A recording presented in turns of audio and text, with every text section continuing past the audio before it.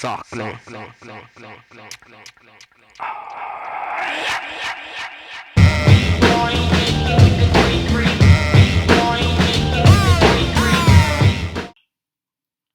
morrow.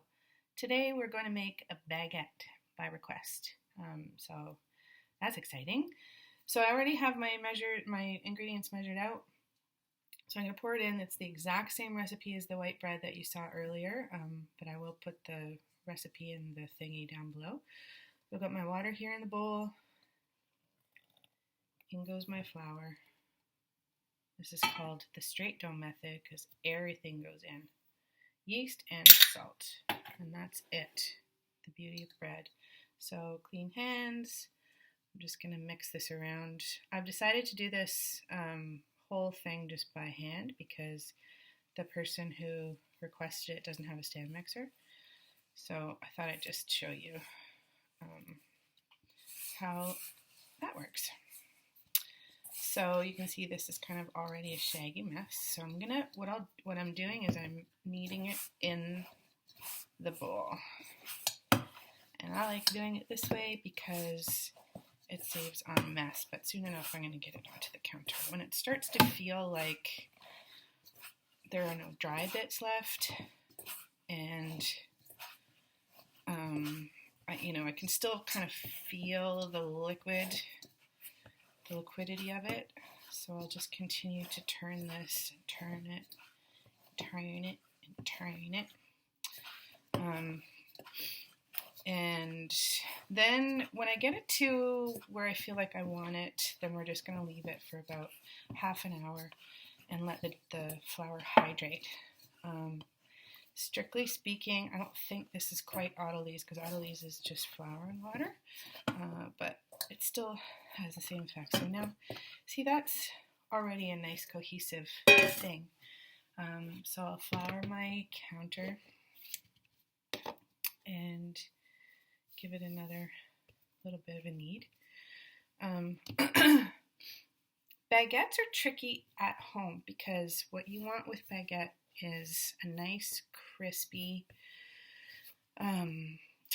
crust, and that's achieved in professional ovens with the use of steam, and it's really tricky to get in the that's why everybody uses a Dutch oven to cook their bread in, because it keeps the moisture of the dough inside, and it gives it that nice crust. Now I have a system for my oven.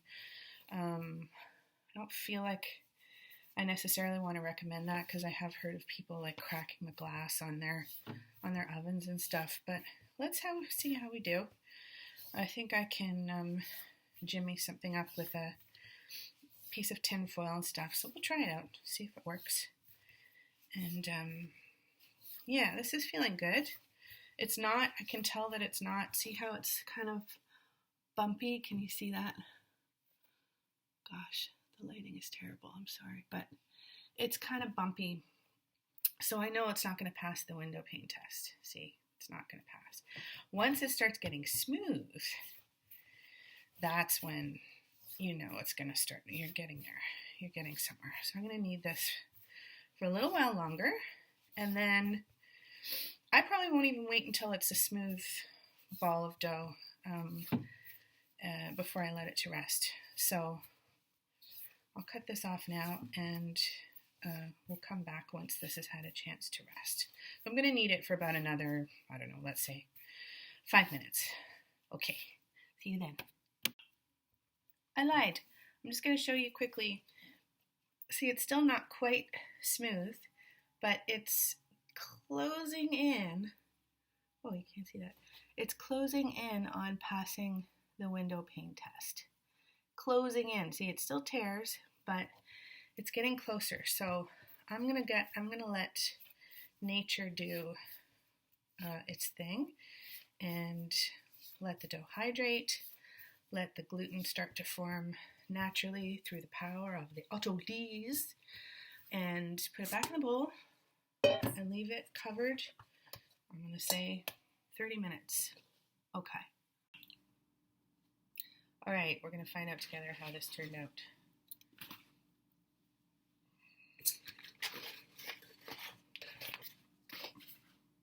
Looks good. It looks good. So I'll show you the difference. Oops. Between then and now. See, now that is passing the window pane test. See, that's just so good. Especially if you don't feel like kneading. Although it's so pleasurable to knead. I find it very relaxing and meditative. So I'm just kneading this a little bit more so we get a nice smooth ball. And then it's ready to proof. And what I'm going to do is put it in my oven. My oven has a proof setting, but you can also just put it in the oven. It's a very temperature controlled area. You don't have to put on the heat or anything like that. As long as it's covered, and you can cover it with a tea towel, just to keep it warm and cozy. But not too warm, because then that'll kill the yeast and the action won't be good. So, okay. This is feeling good. I like this. So, and I can feel, because it's starting to tighten up. It's that old chewing gum feel when it's just about to lose its softness. So it needs to rest anyway. But this is now, I'm going to begin the first proof of this little baby. Put it back in here. Cover it up. And it's going to go into my oven with no heat. I'm going to assume not everybody has a proof setting. And I'm going to leave it there for 30 minutes. We'll do a turn and then see how it feels, and then it'll probably do. So it's a total of 60 minutes, 60 to 75 minutes, depending on how it feels. So I'll see you in 30 minutes. Okay, let's take a look. It's been 30 minutes. It's look good. Let's give this a turn. Excuse me. Oh, it feels good too. Yeah. It's kind of getting, can you hear it? It's kind of got a hollow sound. So it's starting to, the gases are starting to release. Yeah, it feels really good. It's very pliable. It's like that nice soft chewing gum feel. And yeah, this is good. Okay, so that's enough of a turn. You see it's starting to have little gas bubbles. That's what we want. I'll put that in for another 30 minutes. And we'll do our pre-shaping and shaping. It's exciting times. This dough, again, I love this recipe. It's so fast. You can have from start to finish. You can have the smell of fresh bread wafting through your place within, 4 hours. And it's not a lot of active time. Okay, 30 more minutes.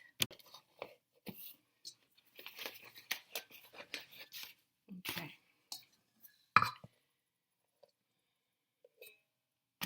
This looks good. I like it. So we'll do some pre-shaping now. Baguettes are usually 350 grams. This ball of dough weighs 712 grams. I'm going to divide it into 4, partly because of the limited amount of space I have here, but also the limited amount of space that any one person has in their oven, unless you have an industrial oven, because the baguettes can roll up to being quite long. So we'll do some demi baguettes. So I'll divide it into 4.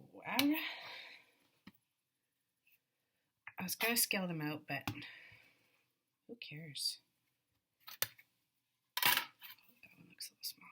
Okay, so we divide into 4. Easiest way to pre-shape these, see, that's where I cut, and that's raw dough right there, like no skin whatsoever. So we'll just push that out and make it into a rough rectangle. And again, that's telling the dough, like, this is the shape you're going to go into, so get used to it. And you're going to get about 15 minutes to get used to it. These are such cute little rectangles. You can also make buns. Maybe I should show you how to make a bun out of one of these. I'm also going to show you how to do a pain de pie. So we'll do a demi baguette, we'll do a pain de pie, and maybe a couple buns just for fun. Why not? Why the fuck not? Okay, there we go. So, rough rectangles. Voila. Can you see it's bouncing back? See? So they need time to rest so that the gluten relaxes and they become more pliable, and then we can shape them. So that's why we let these take a little break after the pre-shaping. So